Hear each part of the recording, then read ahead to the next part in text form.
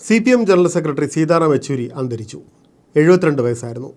ശ്വാസകോശ സംബന്ധമായ അസുഖത്തെ തുടർന്ന് ഡൽഹി എയിംസിലായിരുന്നു അന്ത്യം. വിട പറഞ്ഞത് ഇടതു രാഷ്ട്രീയ കനൽ രാജ്യത്ത് ജ്വലിപ്പിച്ചു നിർത്തിയ നേതാവാണ്.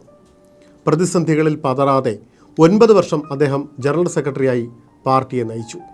ഇന്ത്യൻ രാഷ്ട്രീയ സാമൂഹ്യ സാഹചര്യങ്ങളെ ജനകീയ മുന്നേറ്റങ്ങൾക്കായി പാകപ്പെടുത്താനുള്ള രാഷ്ട്രീയവും സംഘടനാപരവുമായ ഉത്തരവാദിത്തം ആത്മാർത്ഥമായി നിർവഹിച്ച നേതാവായിരുന്നു യെച്ചൂരി.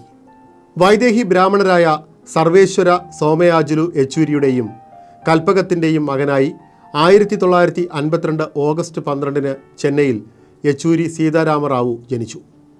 പേരിൻ്റെ വാലറ്റത്തു നിന്നും ജാതി മുറിച്ച് മാറ്റാമെന്ന് തീരുമാനിച്ച് സീതാറാം യെച്ചൂരിയായത് സുന്ദരരാമ റെഡ്ഡിയിൽ നിന്നും പി സുന്ദരയ്യയായി മാറിയ CPMൻ്റെ ആദ്യ ജനറൽ സെക്രട്ടറിയെ മാതൃകയാക്കിയാണ്.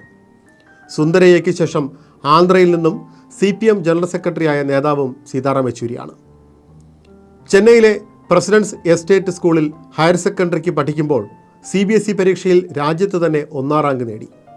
തുടർന്ന് ഡൽഹിയിലെ പ്രശസ്തമായ സെൻറ്റ് സ്റ്റീഫൻസ് കോളേജിൽ BA ഓണേഴ്സ് പഠനം, JNUവിൽ നിന്ന് MA പൂർത്തിയാക്കി. ജവഹർലാൽ നെഹ്റു സർവകലാശാല വിദ്യാർത്ഥിയായിരിക്കെ 1974 SFI അംഗമായത്. അടിയന്തരാവസ്ഥ കാലത്ത് കുറേ കാലം ഒളിവിൽ പ്രവർത്തിക്കുകയും 1975 അറസ്റ്റ് ചെയ്യപ്പെടുകയും ചെയ്തു. അടിയന്തരാവസ്ഥയ്ക്ക് ശേഷം ദില്ലി ജവഹർലാൽ നെഹ്റു സർവകലാശാല വിദ്യാർത്ഥി യൂണിയൻ പ്രസിഡന്റായി തിരഞ്ഞെടുക്കപ്പെട്ടു. അടിയന്തരാവസ്ഥയിൽ JNU തിളച്ചുമറിയുന്ന കാലത്താണ് മേനക ആനന്ദിനെ, അതായത് പിന്നീട് മേനക ഗാന്ധി എന്നറിയപ്പെട്ട മേനക ആനന്ദിനെ JNUവിലെ സ്കൂൾ ഓഫ് ലാംഗ്വേജസിൽ കയറുന്നത് തടഞ്ഞു എന്ന പേരിൽ യെച്ചൂരി ഉൾപ്പെടെ പലരെയും പോലീസ് പിടികൂടിയത്. 1984 SFIയുടെ ദേശീയ പ്രസിഡന്റായ യെച്ചൂരി അതേ വർഷം CPM കേന്ദ്ര കമ്മിറ്റിയിൽ പ്രകാശ് കാരാട്ടിനൊപ്പം സ്ഥിരം ക്ഷണിതാവായി. പിറ്റേ വർഷം കാരാട്ടിനും S രാമചന്ദ്രൻ പിള്ളയ്ക്കുമൊപ്പം കേന്ദ്ര കമ്മിറ്റി അംഗം. 1992 മൂവരും പോളിറ്റ് ബ്യൂറോയിൽ എത്തുന്നത്. യെച്ചൂരിയിലും പ്രകാശ് കാരാട്ടിലും ഭാവിയിൽ CPMനെ നയിക്കാൻ പ്രാപ്തിയുള്ള നേതാക്കൾ ഒളിഞ്ഞിരിപ്പുണ്ടെന്നത് കണ്ടെത്തിയത് EMSഉം സുന്ദരയ്യയുമാണ്. 1985 12ാം പാർട്ടി കോൺഗ്രസിൽ കേന്ദ്ര കമ്മിറ്റി അംഗമായി.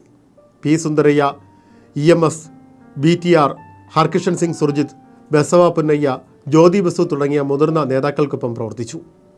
1992 നടന്ന 14ാം പാർട്ടി കോൺഗ്രസിലാണ് പോളിറ്റ് ബ്യൂറോയിലെത്തുന്നത്. 2005 മുതൽ 2017 വരെ ബംഗാളിൽ നിന്നുള്ള രാജ്യസഭാ അംഗമായിരുന്നു. ജനകീയ വിഷയങ്ങൾ ഉന്നയിച്ചും വർഗീയതയ്ക്കും നവ ഉദാരവൽക്കരണ നയങ്ങൾക്കും എതിരായും സീതാറാം യെച്ചൂരി പാർലമെൻറ്റിൽ മികവുറ്റ ഇടപെടലുകൾ നടത്തി. ഗതാഗതം, വിനോദസഞ്ചാരം, സാംസ്കാരികം സ്റ്റാൻഡിംഗ് കമ്മിറ്റി ചെയർമാൻ എന്നീ നിലയിൽ സുപ്രധാന റിപ്പോർട്ടുകൾ തയ്യാറാക്കുന്നതിന് നേതൃത്വം നൽകി. 1996 ഐക്യമുന്നണി സർക്കാരിൻ്റെയും 2004 1ാം UPA സർക്കാരിൻ്റെയും രൂപീകരണത്തിൽ നിർണായക പങ്കുവഹിച്ചത് സീതാറാം യെച്ചൂരിയാണ്. UPA ഇടതുപക്ഷ ഏകോപന സമിതി അംഗമായിരുന്നു. 2014 മുതൽ BJP സർക്കാരിനെതിരായ ആശയ പ്രചരണത്തിനും പ്രക്ഷോഭത്തിലും നേതൃത്വം നൽകി. നരേന്ദ്രമോദി സർക്കാരിൻ്റെ സ്ഥിരം വിമർശകനായി. അമിതാധികാര വാഴ്ചയ്ക്കെതിരായി പ്രതിപക്ഷ ഐക്യം രൂപപ്പെടുത്തുന്നതിൽ പ്രധാന പങ്കുവഹിച്ചതും അദ്ദേഹമാണ്. കോവിഡ് കാലത്ത് ജനങ്ങളുടെ ആവശ്യങ്ങൾ ഉയർത്തി പ്രചരണം നയിച്ചു. ജമ്മു കാശ്മീരിലും മണിപ്പൂരിലുമടക്കം സംഘർഷബാധിത മേഖലകൾ സന്ദർശിച്ച് ജനങ്ങൾക്ക് ആശ്വാസം പകർന്നു. വിശാഖപട്ടണത്ത് 2015 നടന്ന 21ാം പാർട്ടി കോൺഗ്രസിലാണ് യെച്ചൂരി ആദ്യമായി ജനറൽ സെക്രട്ടറി ആയത്. പിന്നീട് ഹൈദരാബാദ്, കണ്ണൂർ പാർട്ടി കോൺഗ്രസുകളിൽ വീണ്ടും ജനറൽ സെക്രട്ടറിയായി. ദ വയറിൻ്റെ എഡിറ്റർ സീമ ചിസ്തിയാണ് ജീവിത പങ്കാളി. സഹപ്രവർത്തകയായിരുന്ന ഇന്ദ്രാണി മജുംദാറായിരുന്നു ആദ്യ ഭാര്യ. മകൾ അഖില യെച്ചൂരി എഡിൻബർഗ് യൂണിവേഴ്സിറ്റിയിൽ ഹിസ്റ്ററി അധ്യാപികയാണ്. മകൻ ആശിഷ് യെച്ചൂരി 34ാം വയസ്സിൽ കോവിഡ് ബാധിച്ച് മരിച്ചു. Left hand drive, what is Hindu Rashtra, socialism in 21st century, communalism versus secularism, Ghrina ki Rajneeti തുടങ്ങിയ പുസ്തകങ്ങളുടെ രചയിതാവാണ്. ഇംഗ്ലീഷ്, ഹിന്ദി, തെലുഗു, തമിഴ്, ബംഗാളി ഭാഷകളിൽ അഗാധ പാണ്ഡിത്യമുണ്ട്. സീതാറാം യെച്ചൂരിക്ക് ആദരാഞ്ജലികൾ.